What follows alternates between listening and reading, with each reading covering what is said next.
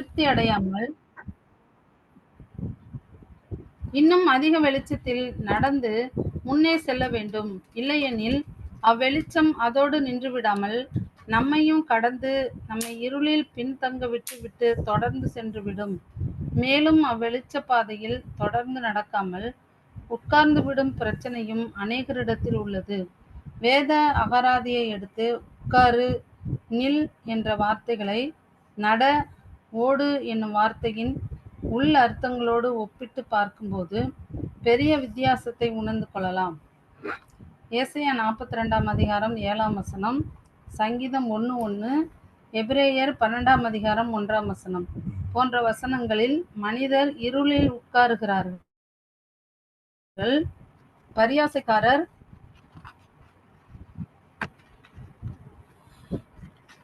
உட்காரும் இடத்தில் உட்காருகிறார்கள், பாவிகளுடைய வழியில் நிற்கிறார்கள், வெளிச்சத்தில் நடக்கிறார்கள், பரிசை பெற ஓடுகிறார்கள் என பார்க்கிறோம். மேற்சொன்ன வார்த்தைகளான உட்காரு, நில் என்ற வார்த்தைகள் மனிதர் அறியாமை மற்றும் தீமையில் நடப்பதையும், நட, ஓடு என்ற வார்த்தைகள் சத்திய வெளிச்சத்தில் பரிசை பெற்றுக்கொள்ள ஓடும் வாழ்க்கை முறையை குறிப்பால் உணர்த்தும் அறிவை தருகிறது என அறிந்து கொள்கிறோம்.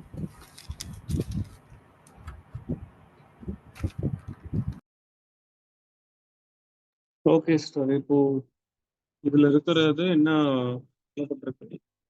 வசனம் அதாவது ஆதாரம் இருக்கோடு இந்த கருத்தை ஷேர் பண்ணுவோம். விருப்பம் உள்ள சகோதரர்கள்.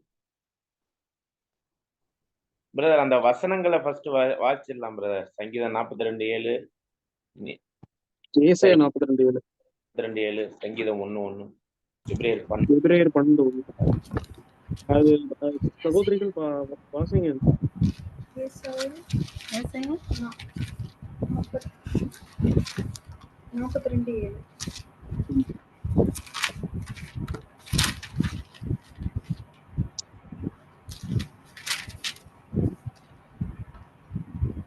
கர்த்தராகிய நான் நீதியின்படி உம்மை அழைத்து உம்முடைய கையை பிடித்து உம்மை தற்காத்து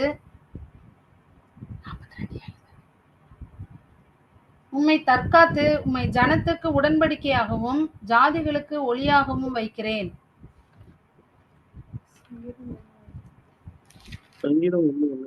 துன்மார்க்கருடைய ஆலோசனையில் நடவாமலும் பாவிகளுடைய வழியில் நில்லாமலும் பரியாசைக்காரர் உட்காரும் இடத்தில் உட்காராமலும்.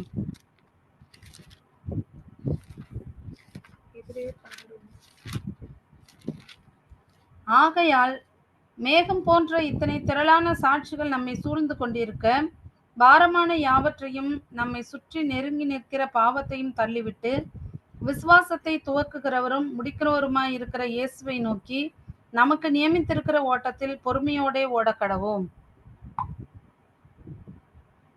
Okay sir, படிச்சாச்சு. உங்களுடைய கருத்துக்கள் ஷேர் பண்ணுவோம் விருப்பமுள்ள சகோதர சகோதரிகள்.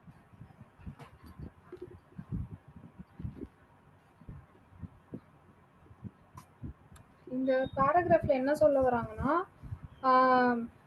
நம்மளுக்கு கிடைச்சிருக்க அந்த வெளிச்ச பாதையில வந்து நம்ம அப்படியே ஸ்டாப் ஆயிடக்கூடாது. அப்படி ஸ்டாப் ஆயிட்டோம் அப்படின்னா இன்னும் ஆக்சுவலா வெளிப்படுத்த வேண்டிய நிறைய வெளிச்சங்கள் வந்து தேவன் வந்து வெளிப்படுத்திட்டே வராரு. ஸோ நம்ம அதுலயே பேசிக்கான விஷயத்திலே ஸ்டாப் ஆயிட்டோம் அப்படின்னா அந்த வெளிச்சம் நம்மளையும் கடந்து போய் நம்மள வந்து இருளே பின்தங்கிடுவோம். ஸோ ஏற்ற காலத்துக்கான அந்த வெளிச்சம் வந்து நம்மளுக்கு கிடைக்கல அப்படின்னா நம்ம தெரிஞ்சுக்க வேண்டிய விஷயத்த நிறைய தெரிஞ்சுக்காம இருளே இருக்கிற ஒரு சிச்சுவேஷன் இருக்குன்னு சொல்றாங்க. வேத வசனத்துல கூட வந்து இப்ப வந்து இந்த உட்காரு நில் அப்படின்ற வார்த்தை வந்து ஒரு நார்மலா ஒரு உலக பிரகாரமா நடக்கிற ஒரு விஷயத்த குறிக்கிறதா இருக்கும். அதாவது பரியாசக்காரர் உட்கார இடத்துல உட்காராதீங்க, இந்த மாதிரி விஷயம். ஆனா வந்து நட, ஓடு அப்படின்றது வந்து வெளிச்சத்தை நோக்கி வந்து ஓடக்கூடிய ஒரு அதாவது இந்த வார்த்தை வந்து வெளிச்சத்தை நோக்கி ஓடக்கூடிய ஒரு விஷயத்த வந்து தரதா இருக்கு அப்படின்னு சொல்லி பாக்குறோம் வேத வசனத்துல. இது பிலிப்பியன்ஸ் இன்னும் ஒரு சில வசனத்தை பார்த்தோம்னா பிலிப்பியர் 3ஆம் அதிகாரம் 13-14 கூட இருக்கும். 13-14 சகோதரரே, அதை பிடித்துக் கொண்டேன் என்று நான் என்கிறதில்லை. ஒன்று செய்கிறேன் பின்னானவைகளை மறந்து முன்னானவைகளை நாடி கிறிஸ்து இயேசுவுக்குள் தேவன் அழைத்த பரம அழைப்பின் பந்தய பொருளுக்காக இலக்கை நோக்கி தொடர்கிறேன். ஸோ இது எப்படின்னா, அதாவது நம்ம வந்து அந்த இலக்கை நோக்கி தொடர்ந்து ஓடிட்டே இருக்கணும். அந்த வெளிச்சத்தை நோக்கியும் நம்ம தேவன் வந்து என்ன எக்ஸ்பெக்ட் பண்றாரோ அதை நோக்கி நம்ம ஓடிட்டே இருக்கணுமோ ஒழிஞ்சு அசந்து போய் அப்படியே நின்றக்கூடாது, உட்காந்துடக்கூடாது. ஸோ ஸோ இதான் பிரதர் என்னோட தாட்ஸ். தேங்க்யூ.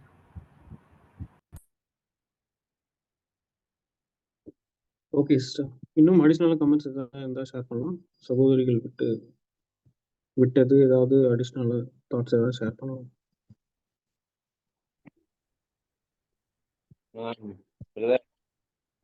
சொல்லுங்க. நம் வெளிச்சத்தில் தொடர்ந்து நடக்கக்கூடிய ஓடக்கூடிய அந்த ஓட்டத்துல நம் இருந்த இடத்துல உட்கார்ந்துடக்கூடாதுங்கிறத மிக முக்கியமா வலியுறுத்துற காரியத்துல பாக்குறோம். நாம் உட்கார்ந்தோம்னா எங்க உட்கார்ந்துருக்கிறோம்னா சத்தியத்தை கேட்கும்படி உட்கார்றோம். எழுந்து நிக்கிறதுனா அந்த சத்தியத்துக்குரிய காரியத்துல நம் சாட்சியாக வாழக்கூடிய வாழ்க்கையா இருக்குது. அந்த கேட்பதும் சாட்சியாக வாழ்வதும் அப்படிங்கிறது மட்டும் பத்தாம நம்ம இலக்கை நோக்கிய பயணத்துல பரிசை பெற்றுக்கொள்ளத்தக்கதாய் ஓட வேண்டியது. அப்படி இந்த படிநிலைகள்ல நாம் தொடர்ந்து நம்ம செயல்படணுங்கிறப்பதான் இந்த ஏசாயாவினுடைய வசனங்கள், வசனம், எபிரேயனுடைய வசனங்கள்லாம் தெளிவா நம்மளுக்கு சப்போர்ட் பண்ணுது. நம்முடைய ஆண்டவர் கூட அவருடைய ஊழிய நாட்கள்ல ஆரம்பிக்கிறதுக்கு முன்னாடி அவர் தேவனிடத்திலே அமர்ந்து அந்த சத்தியங்களை கேட்டு அதற்குரிய காரியங்களாக அந்த ஞானஸ்தான இடத்துல இருந்து அதற்கு முன்பாகவே அவர் அவருடைய காரியத்தை செயல்படுத்தினாரு. அவர் அந்த 40 நாள் சோதனைக்கு அப்புறம் ஊழியத்தை ஆரம்பிச்சாரு. அப்படி ஆரம்பிக்கும் போது வசனத்தை நம்ம வாசிக்க விரும்புறேன். லூக்கா 4ஆம் அதிகாரத்துல 17 முதல் 19 வசனங்கள் வாசிக்கலாம். லூக்கா 4ஆம் அதிகாரம் வசனம் 17 முதல் 19 முடிய. அப்போது ஏசாயா தீர்க்கதரிசியின் புஸ்தகம் அவரிடத்தில் கொடுக்கப்பட்டது. அவர் புஸ்தகத்தை விரித்த போது, கர்த்தருடைய ஆவியானவர் என்மேல் இருக்கிறார், தரித்திரருக்கு சுவிசேஷத்தை பிரசங்கிக்கும்படி என்னை அபிஷேகம் பண்ணினார். இருதயம் நறுங்குண்டவர்களை குணமாக்கவும், சிறைப்பட்டவர்களுக்கு விடுதலையும், குருடருக்கு பார்வையையும் பிரசித்தப்படுத்தவும், நொறுங்குண்டவர்களை விடுதலையாக்கவும், கர்த்தருடைய அனுக்கிரக வருஷத்தை பிரசித்தப்படுத்தவும் என்னை அனுப்பினார் என்று எழுதியிருக்கிற இடத்தை அவர் கண்டு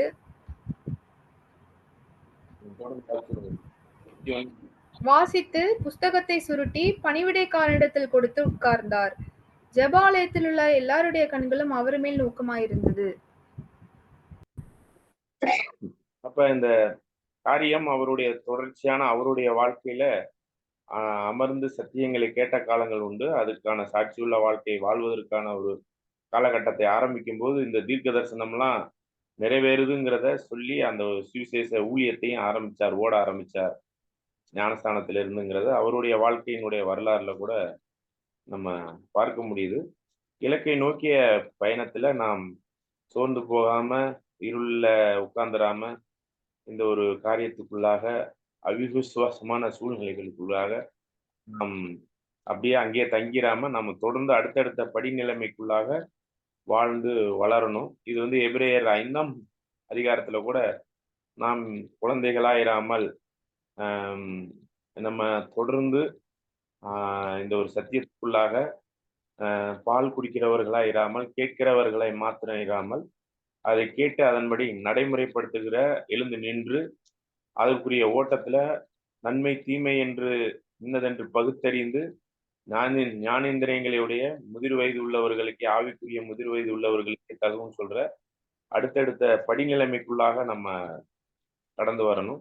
இந்த படிநிலைமையினுடைய விஷயத்த 1 யோவான் 2ஆம் அதிகாரத்துல எல்லாம் நம்ம படிக்கும்போது குழந்தைகளே, வாலிபரே, தகப்பன்மார்களே அப்படின்னு சொல்லி அந்த ஒரு படிநிலைமைகளை பத்தி சொல்லப்படுது. ஆகவே இவைகளெல்லாம் நம்ம மைண்ட்ல வச்சுட்டு நம்ம கேட்ட சத்தியத்துல அங்கேயே உட்கார்ந்துடாம அதுல எழுந்து நிற்கிறவர்களாய் சத்தியத்திற்கு தூணும் ஆதாரமா எழுந்து நிற்கிறவர்களாயும் தொடர்ந்து நம்மளுடைய இலக்கை நோக்கிய பயணத்துல பரிசை அந்த ஒரு வசனம் கூட ரன் ஃபார் த பிரைஸ் அப்படின்னு சொல்லி ஆங்கிலத்துல அந்த பேராகிராஃப்ல பார்க்குறோம். Walk in the light and run for the price அப்படிங்கும்போது நம்ம எங்க உட்காரக்கூடாது, எங்கே நிற்க வேண்டும், அந்த வெளிச்சத்துல ஓடி அந்த ஒரு பரிசை பெறத்தக்கதாய் நாம் நிறைவு பரியந்தும் முடிவு பரியந்தும் அதை செயல்படுத்தணுங்கிறத இந்த பேராகிராஃப் மூலமா நம்ம பார்க்குறோம். நம்ம கேட்ட சத்தியத்தை மட்டும் கேட்டதோடு இருந்துட்டோம்னா அது பத்தாது அப்படிங்கிறதையும் தெளிவா புரிஞ்சுக்கொள்ள முடியும். நன்றி பிரதர். Okay bro.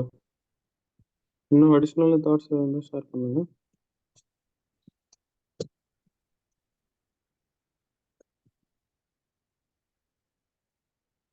ஸோ இந்த பேராகிராஃப் மூலிமா நம்ம அநேக வசனங்கள் மூலிமா பார்க்கும்போது வெளிச்சம் வரும்போது அந்த வெளிச்சத்துக்கு ஏற்ற மாதிரி நம்ம அப்டேட் ஆகலைன்னா, அதாவது அப்டேட்டடான சத்தியம் வரும்போது அப்டேட் ஆகலைன்னா கண்டிப்பாக வந்து அந்த வெளிச்சமே நம்மளை இருள வச்சுட்டு போயிடுன்றது இந்த பேராகிராஃபோட சுருக்கமாக நம்ம பார்த்தோம். அப்டேட் ஆகிக்கணும்.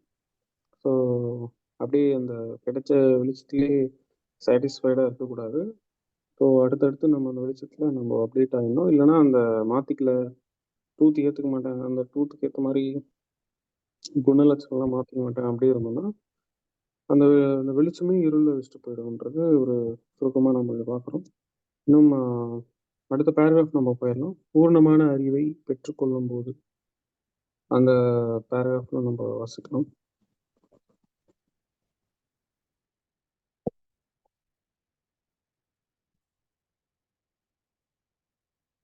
பிரதர்ஸ் சிஸ்டர்ஸ் படிங்க.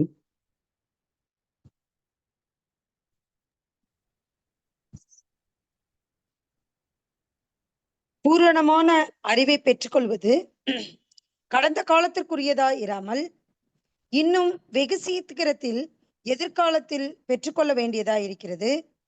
நான் நம்புகிறபடி இந்த உண்மையை புரிந்து கொள்ளாத வரைக்கும் புது புது வகைகளில் வெளிப்படுத்தப்பட்டு வருகிற பிதாவினுடைய தெய்வீக திட்டங்களை எதிர்பார்க்கவோ போற்றவோ நாம் தயாராக முடியாது.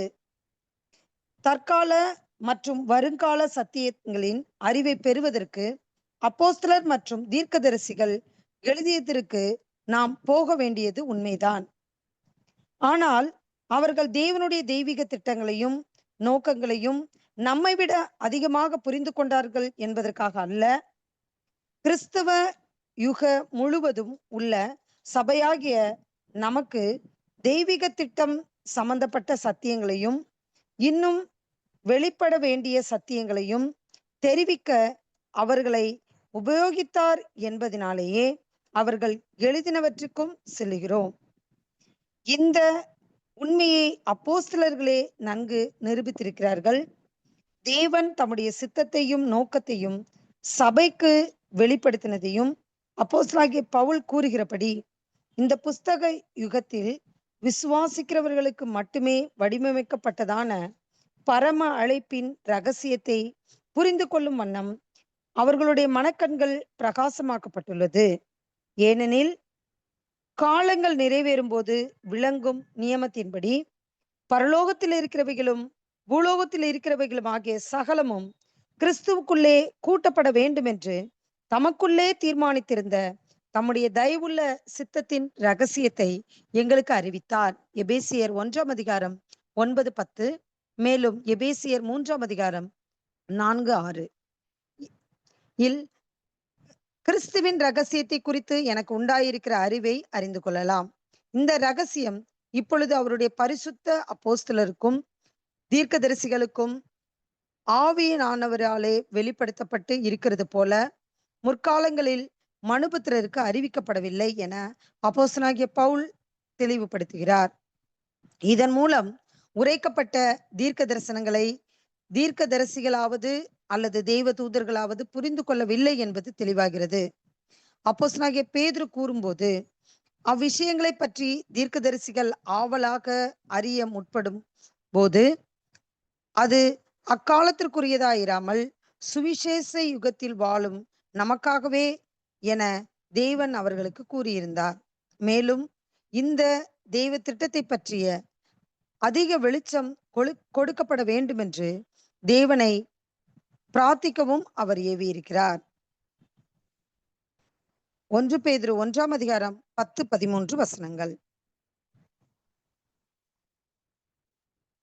அதுல சொல்லப்பட்ட வசனங்கள் எல்லாம் நம்ம வாசிச்சோம். அதுக்கப்புறம் ஓகே ஓகே சார்.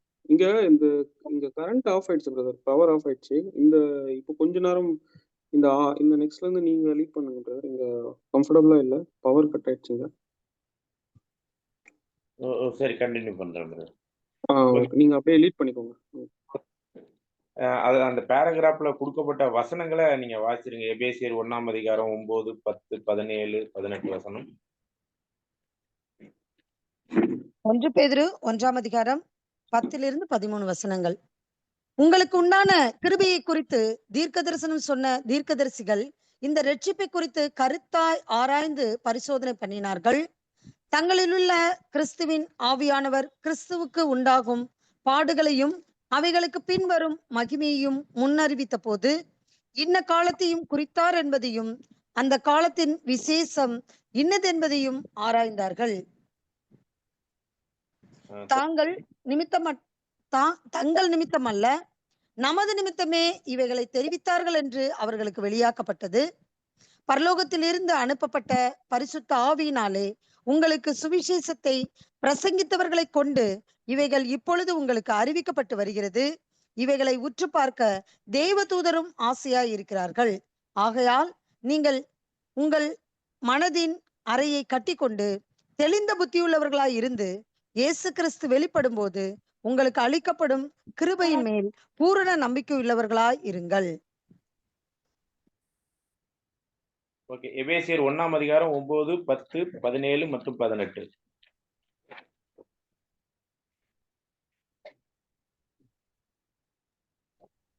தமக்குள்ளே தீர்மானித்திருந்த 9 காலங்கள் நிறைவேறும் போது விளங்கும் நியமத்தின்படி பரலோகத்தில் இருக்கிறவைகளும் பூலோகத்தில் இருக்கிறவைகளும் ஆகிய சகலமும் கிறிஸ்துவுக்குள்ளே கூட்டப்பட வேண்டும் என்று தமக்குள்ளே தீர்மானித்திருந்த தம்முடைய தயவுள்ள சித்தத்தின் ரகசியத்தை எங்களுக்கு அறிவித்தார்.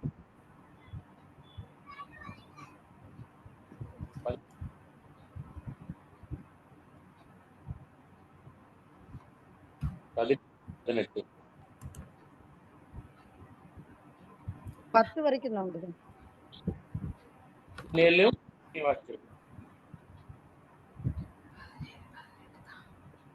1ஆம் அதிகாரம் எபேசியர் 3ஆம் அதிகாரம் 4-6 வசனம்.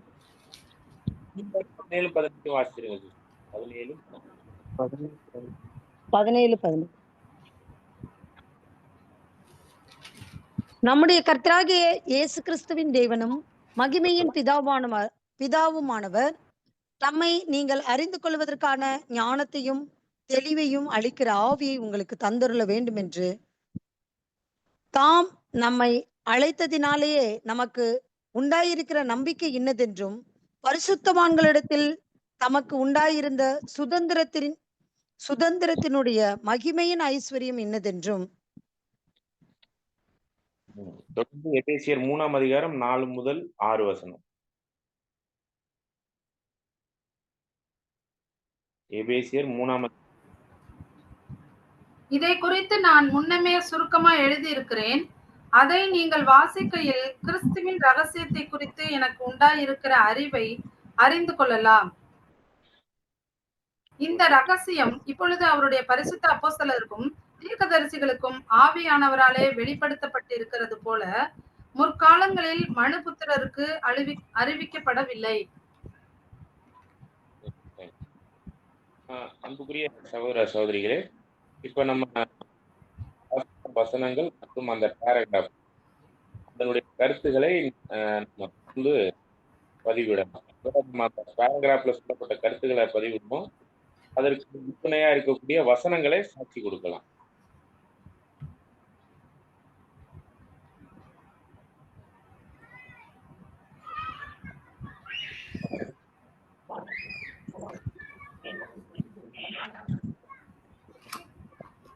இந்த பேராகிராஃப்ல என்ன சொல்றாங்கன்னா, அதாவது பூரண அறிவை பெற்றுக்கொள்வது அப்படின்றது இப்ப கடந்த காலத்துக்குரிய அந்த விஷயத்த வந்து தெரிஞ்சுக்கிறது மட்டும் கிடையாது.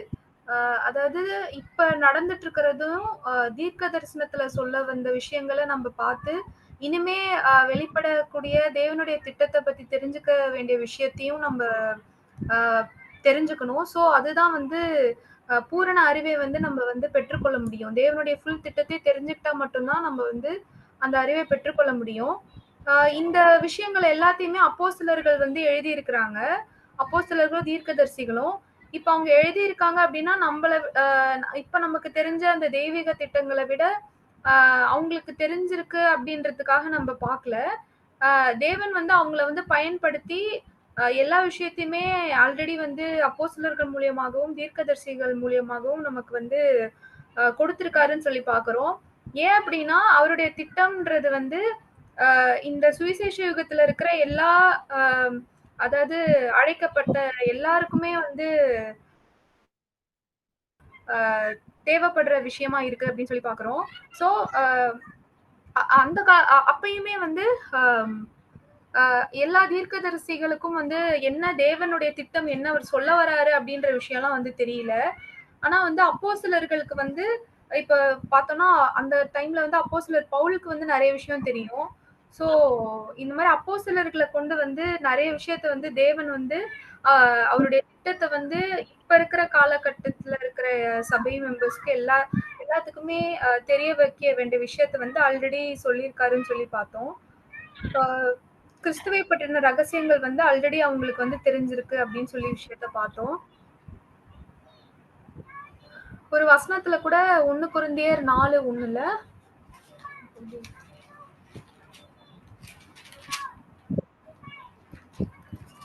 இப்படியாக எந்த மனுஷனும் எங்களை கிறிஸ்துவின் ஊழியக்காரன் என்றும் தேவனுடைய ரகசியங்களின் உக்கிரானக்காரன் என்றும் எண்ணிக்கொள்ள கடவன் சொல்லி பாக்குறோம். அப்புறம் மத்தேயு 13:17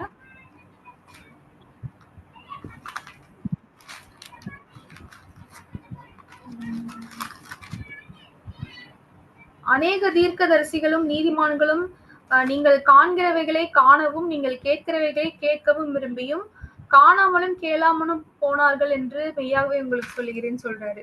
சோ அப்ப அந்த தீர்க்க தரிசனம் சொன்னவங்களுக்கு எல்லாம் தேவனுடைய திட்டத்தை பத்தி அப்ப வந்து தெரியல. சோ நமக்கு வந்து இந்த சுவிசேஷ யுகத்துல வந்து ஒவ்வொரு காரியமா வந்து தேவன் வந்து அவரோட வெளிச்சத்தை வந்து தந்துட்டு இருக்காருன்னு சொல்லி நம்ம பாக்குறோம். தேங்க்யூ. Thank you sister. சிஸ்டர் அந்த 1 கொரிந்தியர் 4ஆம் அதிகாரம் சொன்னீங்க, எந்த வசனம்? 1 கொரிந்தியர் 4ஆம் அதிகாரம் 1ஆம் வசனம் பிரதர். பேராகிராஃப்ல எதுவும் பெண்டிங் பாயிண்ட்ஸ்? பிரதர், எபிரேயர் 1ஆம் அதிகாரம் 1-2 வசனங்கள்ல கூட இந்த விஷயங்களை குறித்து சொல்லியிருக்காரு. நம்ம பூரண அறிவை பெறுவதற்கு பூர்வ காலங்களில பங்கு பங்காகவும் வகை வகையாகவும் தீர்க்கதரிசிகள் மூலமாய் பிதாக்களுக்கு திருவுளம் பற்றின தேவன் இந்த கடைசி நாட்களில் குமாரன் மூலமாய் நமக்கு திருவுளம் பற்றினார். இவரை சர்வத்துக்கும் சுதந்திரவாளிகள் நியமித்தார். இவரை கொண்டு உலகங்களையும் உண்டாக்கினார். அப்படின்னும் போது நம்மளுடைய வசனத்தின்படி நமக்கு இந்த ரகசியங்களை பங்கு பங்காக வகை வகையாக தீர்க்கதரிசிகள் மூலமா நமக்கு தேவன் சொன்னாரு. ஆனா அந்த தீர்க்கதரிசிகள் தூதர்கள் இவங்களெல்லாம் வந்து அதை உற்று பார்க்க ஆசையா இருந்தா கூட கடைசி காலத்துல வாழ்கிற நமக்கு தேவன் இதை எல்லாத்தையுமே நமக்கு வெளிப்படுத்தினார் குமாரன் மூலமாக அப்படின்றது இதுல நான் புரிஞ்சுக்கிட்ட விஷயம். ஓகே. இந்த பேராகிராஃப்ல வேற எதுவும் பாயிண்ட்ஸ் பெண்டிங்கா இருக்கான்னு பாருங்க. யாரும் அந்த ஐடியா இருந்துச்சுன்னா நீங்க சொல்லலாம். ஒரு ஹை காலிங்க பற்றி ஒரு விஷயம்லாம் அதுல சொல்லப்பட்டிருக்கு.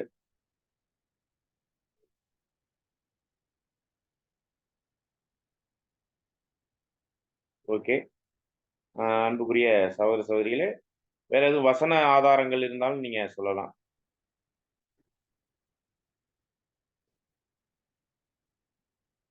அன்புக்குரிய சகோதர சகோதரிகளே, நீங்க ஒருவேளை பாயிண்ட்ஸ் இருந்துச்சுன்னா நீங்க கை உயர்த்தி அதில் காமிங்க. இப்போ நம்ம பார்க்கும்போது இந்த பர்ஃபெக்டான நாலேஜ் வந்து பாஸ்ட்ல இருந்ததை மட்டும் ஆராய்ச்சி பண்றதுக்கு இல்லாம ஃபியூச்சர்ல உள்ளதையும் ஆராய்ச்சி பண்றதுக்கு ஏதுவான இன்னும் அட்வான்ஸாக இருக்கக்கூடிய ஃபியூச்சர் பத்தியும் ஆராய்ச்சி பண்ணுவதற்கான அந்த அறிவுல வளருவதற்கு தேவன் அநேக தெய்வீக திட்டத்தினுடைய மறைபொருள்கள் எல்லாம் நமக்கு அப்போஸ்தலர்கள் தீர்க்கதரிசிகள் மூலமா 1ஆம் நூற்றாண்டிலே ஒரு சில விஷயத்தை நம்மளுக்கு வெளிப்படுத்தி இருந்தாலும், அவர்களை பயன்படுத்தி இருந்தாலும், யூதா 1ஆம் அதிகாரம் 3வது வசனத்தை நம்ம இதை ஆதாரமா வச்சு நம்ம அந்த பேராகிராஃபினுடைய 4-5 வரிகளை முதல் 4-5 வரிகளை நம்ம பார்க்க முடியுது. அந்த வசனத்தை நம்ம வாசிக்கலாம். யூதா 1ஆம் அதிகாரம் 3வது வசனம், எபிரேயர் 1ஆம் அதிகாரம் 1-2 வசனத்தை சகோதரி சொல்லிட்டாங்க. அதே மாதிரி மத்தேயுவிலையும் சொல்லிட்டாங்க. நம்ம யூதா 1ஆம் அதிகாரம் 3வது வசனத்தை நம்ம வாசிக்கலாம்.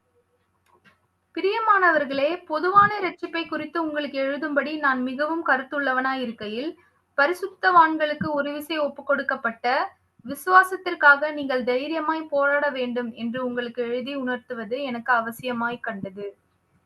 அப்ப என்னன்னா, பரிசுத்தவான்களாகிய அப்போஸ்தலர்கள் தீர்க்கதரிசிகளுக்கு ஒரு விசை தெளிவா நம்மளுக்கு 1ஆம் நூற்றாண்டிலே ஒப்பு கொடுத்த அந்த விஷயத்துல நீங்க தைரியமா போராடணும். அந்த ஃபேக்டுக்கு, அந்த காரியங்களுக்கு முடிவு பரியந்தம் இருக்கக்கூடிய எல்லா சபை காலத்துல உள்ளவங்களும் போராட வேண்டிய ஒரு காரியத்தை தான் அதற்கேற்ற புரிந்து கொள்ளுதலுக்குள் வந்தாதான் நம்ம போராட முடியும். அதுல தேவன் விசேஷ விதமா இந்த ஹை காலிங்க அதை ஓபன் பண்ணியிருக்கார். இந்த ஹை காலிங்னாலே பெரிதான அழைப்பு, அந்த ஒரே அழைப்புல, அந்த மகத்துவமுள்ள அழைப்புல பெரிதான பரலோக அழைப்பை வந்து விசேஷ விதமா 1,44,000 பேருக்குன்னே அதை செஞ்சிருக்கிறாரு. இன்னும் சொல்லப்போனா முதல் அந்த ஞானஸ்தானம் மன்னிக்கவும் பெந்தகோஸ்தே நாளுக்கு அப்புறம் தேவன் பரலோகத்தில் இருக்கிற எந்த தேவதூதர்களையுமே பயன்படுத்தல. பூமியில் உள்ள பெந்தகோஸ்தேக்கு அப்புறம் பூமியில் உள்ள மனுஷர்களையே அவர் வந்து நேரடியா டீல் பண்ற அளவுக்கு அவருடைய ஆவியை, பரிசுத்த ஆவியை வழங்கி நம்மளுக்கு எல்லாவற்றையும் கொடுத்திருக்கிறார். இதை நம்ம ஏற்கனவே 1 பேதுரு 1ஆம் அதிகாரம் 10 முதல் 13 வசனத்திலும் தீர்க்கதரிசி, பழைய ஏற்பாட்டின் தீர்க்கதரிசிகளுக்கெல்லாம் அந்த வாக்குத்தத்தம் சொல்லப்பட்டிருந்தாலும் பரிசுத்தாவின் மூலம் நமக்கு இது வெளிப்படுத்திட்டார். நேரடியாவே நம்மளோட டீல் பண்ணிட்டார். இடையில எந்த ஒரு தேவ தூதர்களையும் வைக்கல. தேவ தூதர்களே இதை உற்று பார்க்க வேண்டியவர்களா இருக்கிறாங்கிறதையும் பார்க்கிறோம். இதே வசனத்தை நம்ம எபேசியர் 3ஆம் அதிகாரம் 7 முதல் 11 வசனத்தையும் நம்ம வாசிச்சிடலாம். இந்த ஹைகாலிங்க பத்தி தேவன் விசேஷ விதமா இந்த சுவிசேஷ யுகம் முழுவதுமே யாருக்காகன்னு பாத்தீங்கன்னா, இந்த ஹைகாலிங்ல வரக்கூடிய பரலோக வாய்ப்புல வரக்கூடிய 1,44,000 பேருக்காக மட்டுமே இந்த கிறிஸ்தவ யுகம், இந்த சுவிசேஷ யுகம் முழுவதுமே பெந்தகோஸ்தே நாள் முதலா இருக்கிறது யாருக்காகனா திரள் கூட்டத்துக்காகவோ இல்ல மற்ற ஏனைய உலக ரட்சிப்புக்காகவோ இல்ல, முழுவதும் அந்த ஹைகாலிங்ல உள்ள 1,44,000 அந்த ரகசியத்தை சபையின் இடத்திலே நேரடியா வெளிப்படுத்திட்டார் அப்படிங்கிறத எபேசியர் 3ஆம் அதிகாரம் 7 முதல் 10 வசனத்தை நம்ம வாசிக்கலாம்.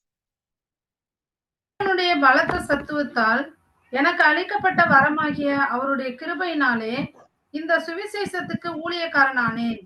பரிசுத்தவான்கள் எல்லாவற்றிலும் சிறியவனாகிய நான் கிறிஸ்துவனுடைய அளவற்ற ஐஸ்வர்யத்தை புறஜாதிகளிடத்தில் சுவிசேஷமாய் அறிவிக்கிறதற்காக இந்த கிருபை எனக்கு அளிக்கப்பட்டிருக்கிறது.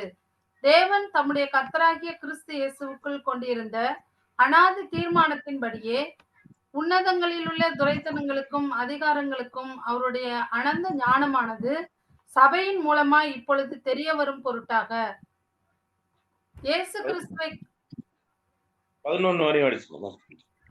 கிறிஸ்துவை கொண்டு எல்லாவற்றையும் சிருஷ்டித்த தேவனுக்குள்ளே ஆதி காலங்கள் முதல் மறைந்திருந்த ரகசியத்தினுடைய ஐக்கியம் இன்னதென்று எல்லாருக்கும் வெளிப்படையாக காண்பிக்கிறதற்கு இந்த கிருபை எனக்கு அளிக்கப்பட்டிருக்கிறது.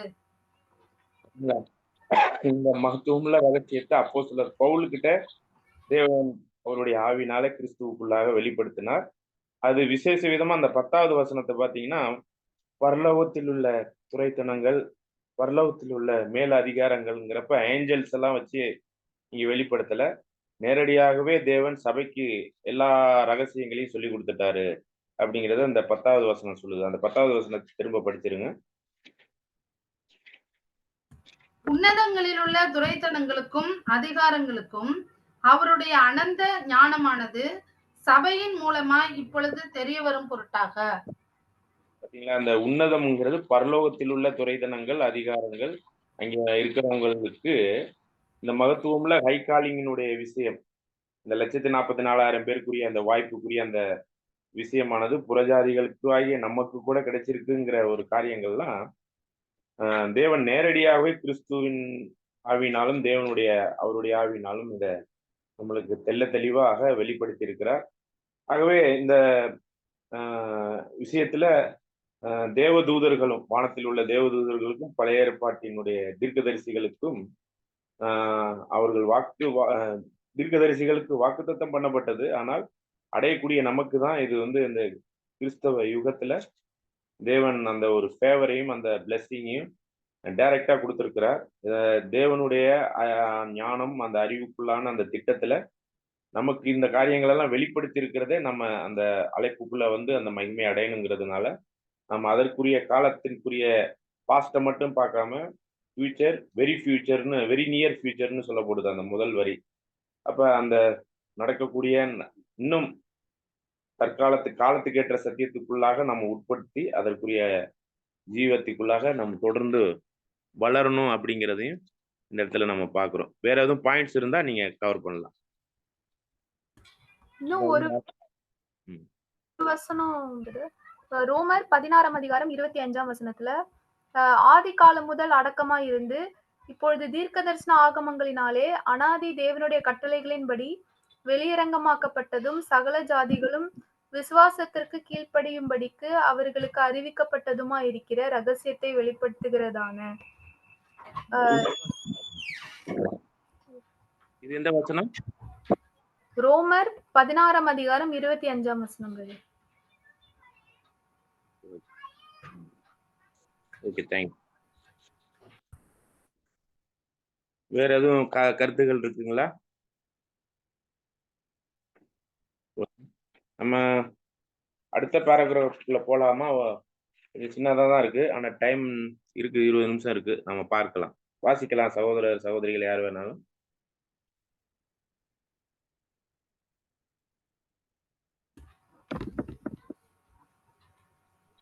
கர்த்தர் இயேசுவின் வாக்குத்தத்தத்தின்படி சபையானது சகல சத்தியத்திலும் வழிநடத்தப்பட வேண்டும் என்றாலும் அது படிப்படியாய் வெளிப்படுத்தப்படும் என்பது வெளியரங்கமாய் இருக்கிறது. அப்போஸ்தலர்கள் காலத்தில் இருந்த சபையானது போப்பு மார்க்கத்தின் தவறான கள்ள போதனைகளில் கரைப்படாது இருந்தாலும் இப்போது தேவ திட்டத்தை நாம் பார்க்கிறபடி மிகவும் ஆழமாகவும் தெளிவாகவும் ஆதி சபை அறிந்திருக்கும் என நாம் அனுமானிக்க முடியாது. தீர்க்கதரிசிகளின் வார்த்தைகள் பரிசுத்த ஆவியினால் ஏவப்பட்டு எழுதினார் போல அதே ஆவியினால் அப்போஸ்தலர்கள் எழுதியிருந்தாலும் அவர்களுள் தேவனுடைய தெய்வீக திட்டம் பற்றி அறிந்து கொள்ளும் அளவில் வித்தியாசம் இருந்தது என்பதும் வெளியரங்கமாய் இருக்கிறது.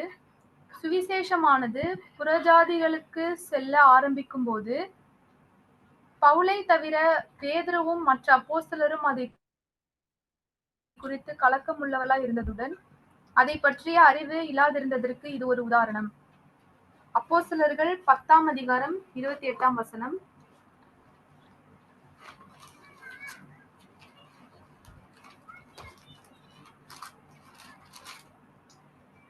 அவர்களை நோக்கி அந்நிய ஜாதியனுடனே கலந்து அவனிடத்தில் போக்குவரவாய் இருப்பது யூதனானவனுக்கு விலக்கப்பட்டிருக்கிறது என்று நீங்கள் அறிந்திருக்கிறீர்கள். அப்படி இருந்தும் எந்த மனுஷனையும் தீட்டுள்ளவன் என்றும் அசுத்தன் என்றும் நான் சொல்லாதபடிக்கு தேவன் எனக்கு காண்பித்திருக்கிறார். அப்போஸ்தலர் 11ஆம் அதிகாரம் 1 முதல் 3. புறஜாதியாரும் தேவ வசனத்தை ஏற்றுக்கொண்டார்கள் என்று யூதேயாவில் இருக்கிற அப்போஸ்தலரும் சகோதரரும் கேள்விப்பட்டார்கள். பேதுரு எருசலேமுக்கு திரும்பி வந்த போது விருத்த சேதனம் உள்ளவர்கள் அவனை நோக்கி, விருத்த சேதனம் இல்லாத மனுஷனிடத்தில் நீர் போய் அவர்களோட போஜனம் பண்ணினீர் என்று அவனோட வாக்குவாதம் பண்ணினார்கள். கலாத்தியர் 2ஆம் அதிகாரம் 11 முதல் 14.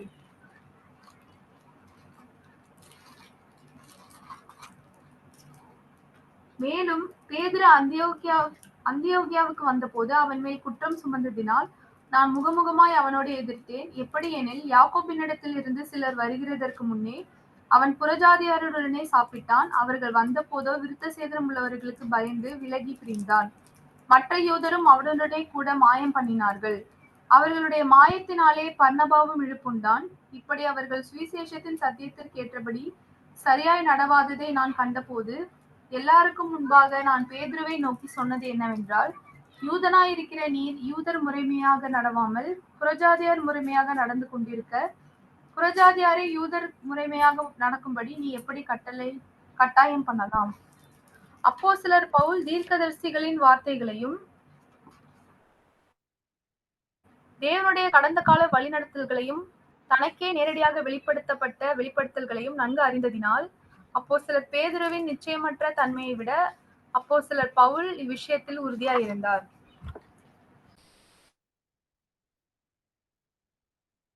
ஓகே, இந்த காரியத்துல உள்ள விளக்கங்களை, அந்த பேராகிராஃபினுடைய விளக்கத்தை கொஞ்சம் சீக்கிரமா சொல்லுங்க, டைம் முடியுது.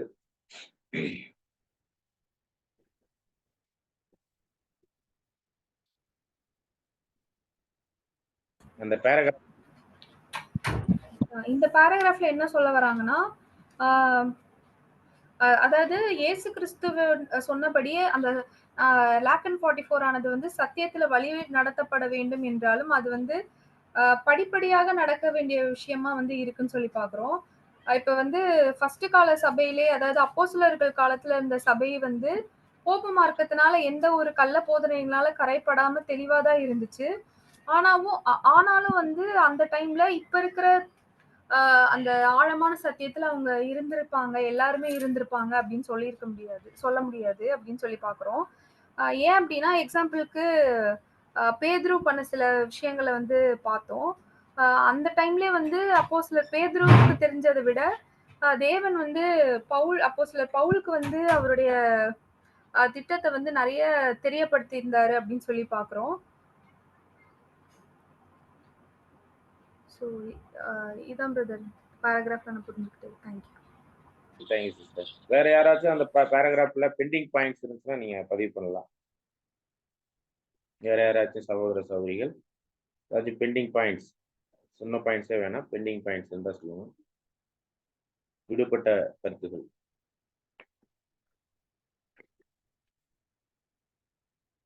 ஓகே, எதுவும் வசன ஆதாரங்கள் இருந்தாலும் சொல்லுங்க.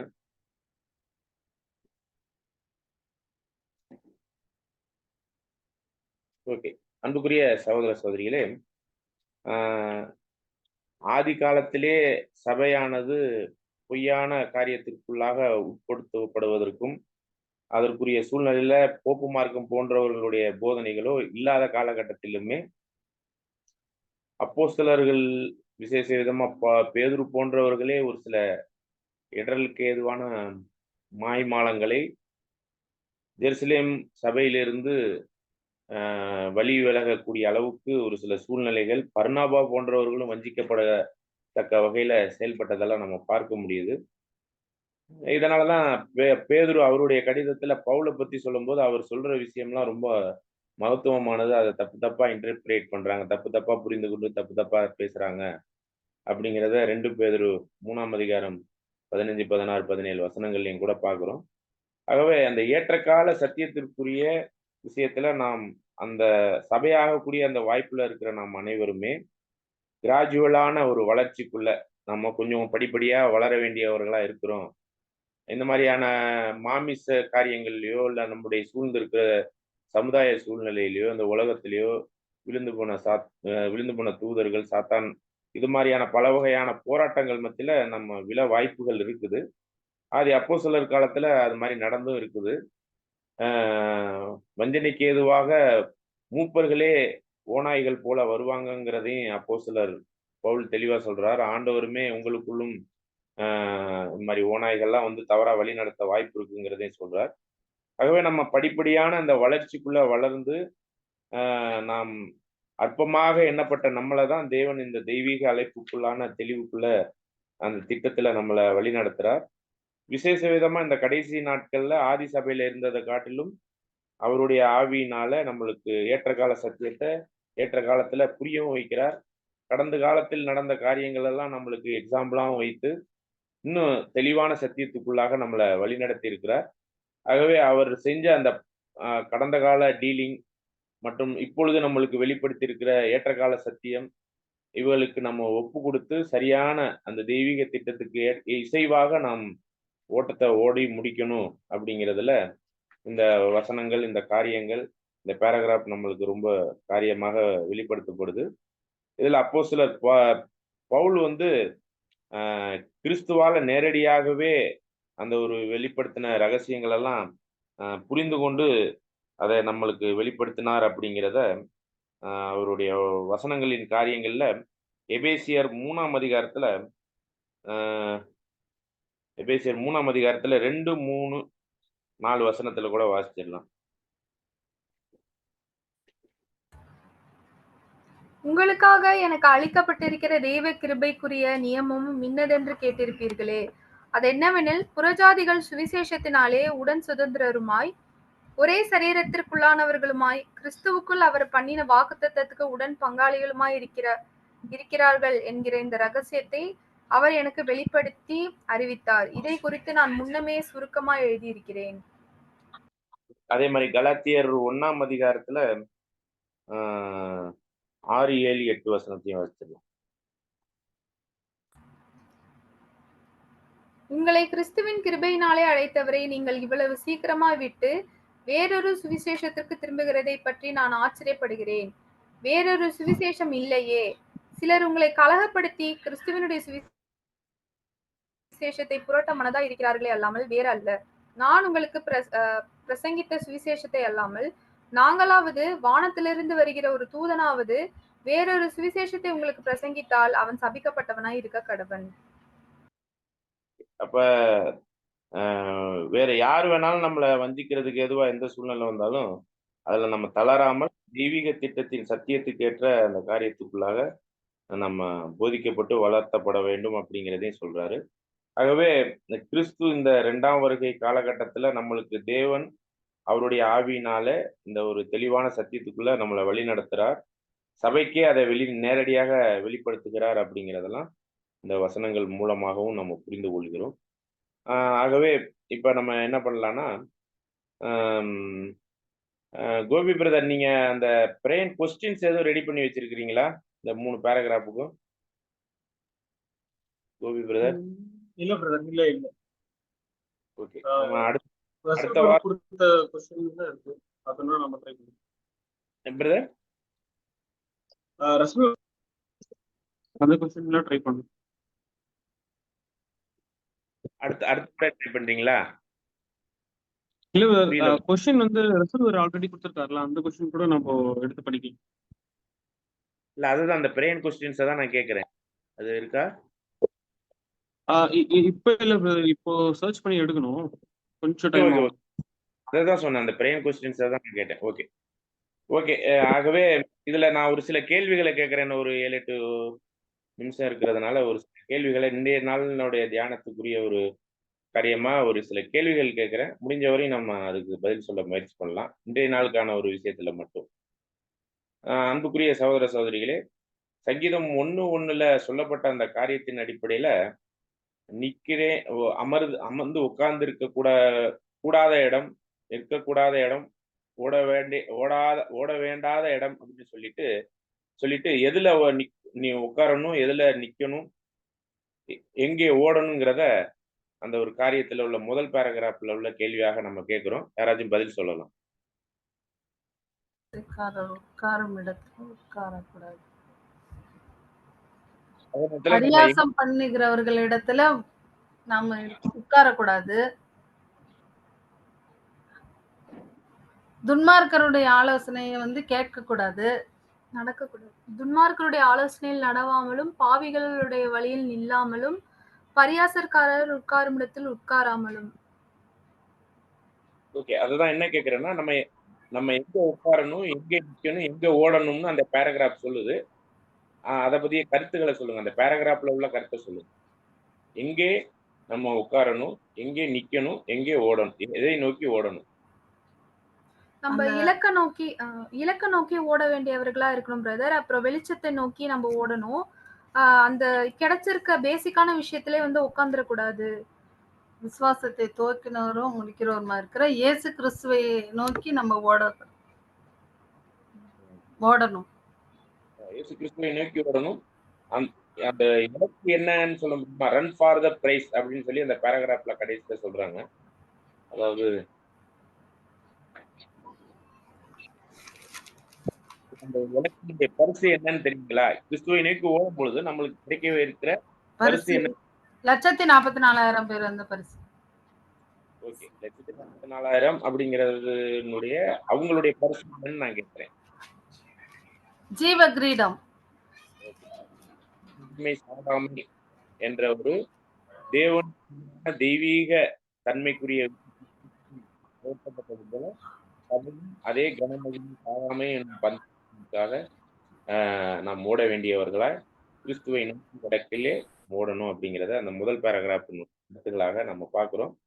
ஏற்ற கால சத்தியத்துல நம்ம இருந்தோம்னா தான் அந்த ஒரு எங்க உட்கார்ந்து எந்த சத்தியத்தை கேட்டோமோ அதுல நிக்கணும். நிக்கிறதோடு பத்தாது, நாம் இலக்கை நோக்கிய பயணத்துல ஓட வேண்டியவர்களாகவும் இருக்கிறோம் அப்படிங்கிறதை பார்க்கிறோம்.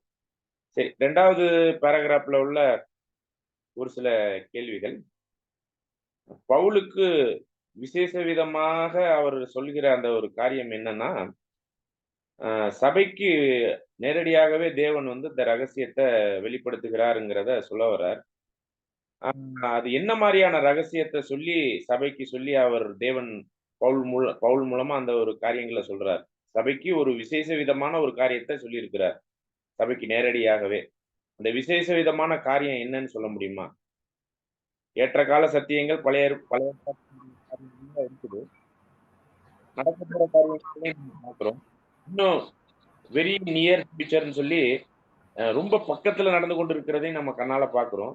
இதெல்லாம் எதற்காக தேவன் சபை வெளிப்படுத்துகிறார் இந்த மிஸ்ட்ரிய, இந்த ரகசியத்தை அப்படின்னு சொல்லி கேட்டோம்னா, இந்த பேராகிராஃப்ல ஒரு மிக முக்கியமான ஒரு வார்த்தை இருக்குது. அந்த ஒரு வார்த்தையை நோக்கிய ஒரு கேள்வி. ரட்சிப்பு.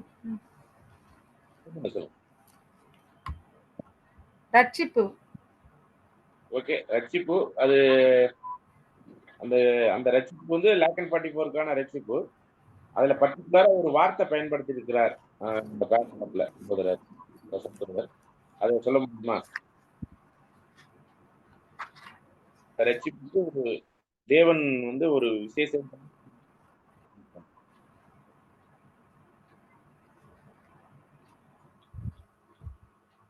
காலிங், இவ்வளவு பெரிதான அழைப்பு அப்படிங்கிற ஒரு வார்த்தை. இந்த ரட்சிப்பு என்ன, இவ்வளவு பெரிதான அழைப்பை சபைக்கு மட்டுமே வெளிப்படுத்தியிருக்காரு. எபேசியர்ல எல்லாம் படிச்ச அந்த வசனங்கள். கேள்வியை நம்ம இதுல கேட்கிறோம். இந்த கிறிஸ்தவ யுகத்துல பெந்தகோஸ்தே நாள் முதலாய் தேவன் வந்து இந்த ரகசியங்கள் எல்லாம் சொல்லி கொடுத்தாரு, சபைக்கே சொல்லி கொடுத்தாரு.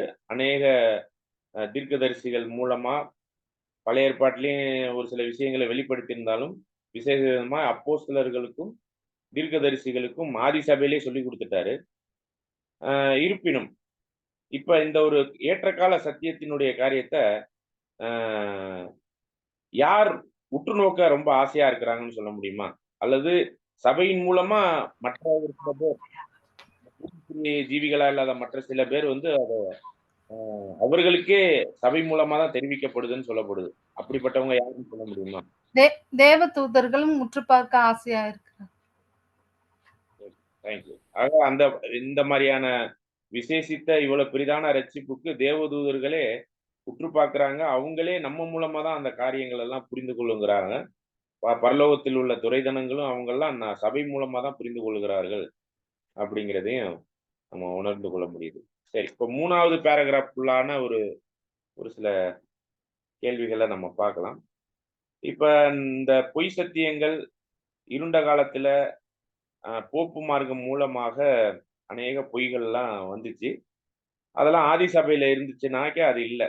இப்ப நம்ம பார்க்கும்போது நம்ம ஆதிகால சபையில ஆத்துமா, நாகம், திருத்துவம் அல்லது மீட்கும் பொருள், இப்படிப்பட்ட விஷயத்துல இன்னும் சொல்ல போனா அந்த லாக்கன் 44 உன்னதான அழைப்பு, இப்படிப்பட்ட ஒரு காரியங்களுக்குரிய சத்தியத்திலலாம் எந்த ஒரு இடரலுமே இல்லை. அது தெளிவாகவே ஆதி சபையில இருந்துச்சு.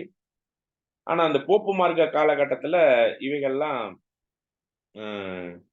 இடரலுக்கு ஏதுவானதுனாலதான் அதை தேவன் நம்மளுக்கு ஏற்ற கால சத்தியத்துல இந்த நூற்றாண்டுல நம்மளுக்கு இதெல்லாம் நம்ம புரிந்து கொள்கிற அளவுக்கு தேவன் கொடுத்துட்டார். இருப்பினும் இந்த போப்பு மார்க்கத்தினுடைய பொய்கள் எல்லாம் வந்து பொய் சத்தியங்களா நம்மளுக்கு இருந்த அந்த பாபிலோன் சபைகள் மூலமா நம்ம கேள்விப்பட்டவைகள் நிமித்தம் நம்ம வஞ்சிக்கப்பட்டிருந்தோம். ஆனாலும் ஆதி சபையிலே ஒரு சில வஞ்சனைகள் அப்பயே இருந்திருக்கு. அந்த மாதிரி வஞ்சனைகள்ல என்ன மாதிரி வஞ்சனைகளுக்குள்ளாலாம் அப்போஸ்தலர் முதற்கொண்டு வஞ்சிக்கப்பட்டாங்க ஒரு சில பேர் அப்படிங்கிறத அந்த கருத்தாய்வுல ஏதாச்சும் சொல்ல முடியுமா? என்ன மாதிரியான வஞ்சனைகளுக்குள்ளாகலாம் போனாங்க அப்படின்னு? அப்போஸ்தலர் பேதுரு வந்து அதாவது புறஜாதி கூடையார் வந்து கூட சாப்பிட்டுட்டு இருப்பாரு. ஆனா யூதர்கள் வந்தோடனே அவங்க கூட திடீர்னு எழுந்திருச்சிருவாரு. ஸோ இந்த விஷயத்துல அவங்க கொஞ்சம் ஆஹ் அந்த யூதர்களோட கலாச்சாரத்தை டக்குன்னு அவர் ஃபாலோ பண்ண மாதிரி இருக்கும் அந்த இடத்துல. ஓகே. இது இல்லாம வேற ஏதாச்சும் வஞ்சனைகள் இருந்திருக்கா உங்க மைண்ட்ல? இந்த பேராகிராஃப்லயும் இந்த கேட்கப்பட்ட சபையில வேற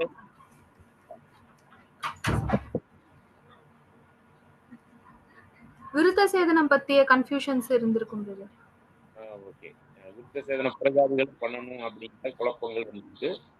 அதை வந்து ஜெருசலேம்ல மூப்பர்களும் அப்போஸ்தலர்கள் தீர்க்கதரிசிகளாம் சேர்ந்து சபையார்களாக தெளிவான முடிவுக்குள்ள வந்திருக்கிறாங்கிறதை பார்க்கிறோம். வேற எதுவும் இருக்குங்களா? விருத்த சேதனை இல்லாம இப்ப நம்ம பார்த்த அந்த சாப்பாடு முறைமைகள் உள்ள பாரம்பரிய வழக்கங்கள் இல்லாம வேற எதுவும் வஞ்சனைகள் இருந்திருக்கா?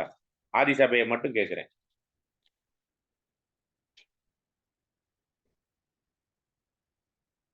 பாருங்க, நான் ஒரு வசனம் வாசிக்க சொல்றேன். அதுல என்ன மாதிரியான வஞ்சனைகள் இருந்திருக்குன்னு பாருங்க.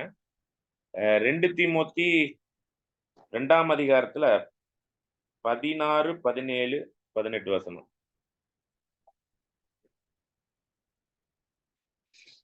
2 தீமோத்தி 2ஆம் அதிகாரம்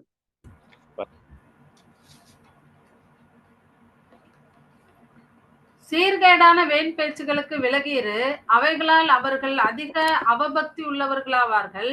அவர்களுடைய வார்த்தை அரிப்பிளவையைப் போல படரும். இவனையும் பிளேத்தும் அப்படிப்பட்டவர்கள். 18 வரையும்.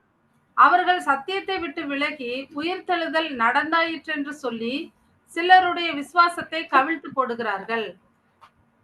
ஓகே. பாருங்க, முதல் நூற்றாண்டுல உயிர்த்தெழுதல் நடந்துருச்சு, முதலாம் உயிர்த்தெழுதல் நடந்துருச்சு அப்படின்னு சொல்லிட்டு இந்த மாதிரியான வஞ்சனைகளும் இருந்திருக்கு. ஆதி சபையில அந்த கிறிஸ்துவ இல்லாம சபைகள் மத்தியில உள்ள போதகர்களும் தீர்க்கதரிசிகளுமே இப்படிப்பட்ட ஒரு தவறான காரியத்துக்குள்ளாக சபையை வழி நடத்துறத பாக்குறோம்.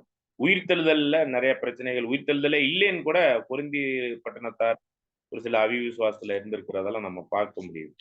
ஆகவே அந்த காலத்துல அப்போஸ்தலர்களுடைய நேரடி பார்வையிலே இவ்வளவு வஞ்சனைகள் இருந்துச்சுன்னா, இப்பொழுது இன்னும் அதிகமான வஞ்சனைகள் இந்த உண்மை சத்தியத்தை பெற்றுக்கொண்ட பிறகும் இருக்க அதிக வாய்ப்புகள் இருக்குங்கிறத நம்ம புரிந்து கொள்ள வேண்டியவர்களா இருக்கிறோம். நன்றி. வேற எதுவும் கருத்துகள் இருந்தா நீங்க சொல்லிருங்க, டக்குன்னு நம்ம ஜெபத்தோட முடிச்சுக்கலாம். வேற எதுவும் கருத்துகள், வேற எதுவும் கேள்விகள்?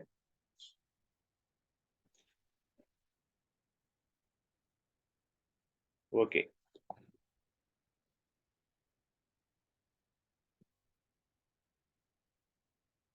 பிலிப் பிரதர், நீங்க ஜெபம் பண்ண முடியுமா? அல்லது பிலிப் பிரதர் ஜெபம் பண்றோம். பண்ணுங்க பிரதர். ஜெபம் செய்வோம். பரலோகத்தில் வாசமானுகிற எங்கள் பரமபிதாவே, உம்மை துதிக்கிறோம் தேவனே. உங்களுடைய அளவில்லாத கிருபையினாலும் இரக்கத்தினாலும் இந்த இரவு வேளையும் கூட நாங்கள் சகோதர சகோதரிகளாக ஒன்று கூடி உம்முடைய அருமையான இந்த வேத வசனங்களையும் சத்தியங்களையும் ஆராய முன்னமாக எங்களுக்கு ஒரு அருமையான வாய்ப்பு தந்தமைக்கு நன்றி அப்பா. அப்பா, இந்த கேட்ட தியானிச்ச இந்த சத்தியங்களை நாங்க ஒரு காதில் வாங்கி மறு காதில் விட்டு விடாதபடி எங்கள் இருதயத்திலும் சிந்தையிலையும் நிறுத்தி நாங்க அதுபடி வாழவும் நடக்கவும் அதுபடி நாங்க பிறருக்கு அறிக்கையிடவும் எங்களுக்கு ஒரு நல்ல ஒரு ஞானத்தையும் சிந்தையும் பரிசுத்த ஆவியும் தாரும் அப்பா. தேவனே, இந்த கூடுகையில கலந்துகிட்ட ஒருவரையும் வயதானவர்களையும் கலந்துக்க முடியாதவர்களையும் பேராக உங்க திருக்கரத்துல ஒப்பு கொடுக்குறோம்ப்பா. எல்லாத்தையும் மறுபடியும் இந்த கூடுகைகளை கலந்துக்கணுமாக ஒரு நல்ல வாய்ப்பை தாருங்கப்பா. தேவனே, இந்த சிறிய விண்ணப்பத்தை கூட கிறிஸ்து இயேசுவின் மூலம் உங்க திருக்கரத்துல மிகவும் மனத்தாழ்மையோட ஒப்பு கொடுக்குறோம். ஜீவனுள்ள நல்ல பிதாவே, நல்ல தகப்பனே, யெகோவாவின் நாமமுள்ள உண்டான மெய்தேவி. ஆமென். ஆமென். எல்லாருக்கும்